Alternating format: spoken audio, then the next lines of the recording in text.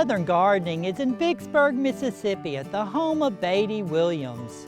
In her backyard, Beattie has created a beautiful space filled with raised beds where she grows both vegetables and flowers. Let's take a closer look. The garden features several raised beds with pathways that make it easy to tend the plants and harvest produce. Around the perimeter, a mix of shrubs and ornamental plants add structure and beauty.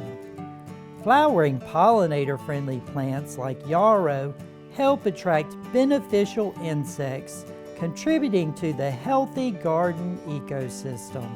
A standout feature is the metal statue in the center of the garden, cleverly repurposed as a support for a tomato plant, making it both functional and artistic. One raised bed includes a combination of peppers and marigolds. The bold scent of the marigolds helps deter unwanted insect pests.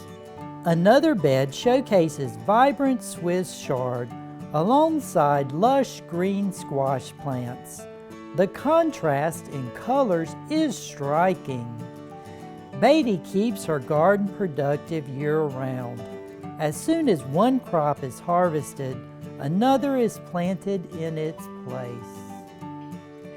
This garden is a great example of how raised beds can be both beautiful and bountiful.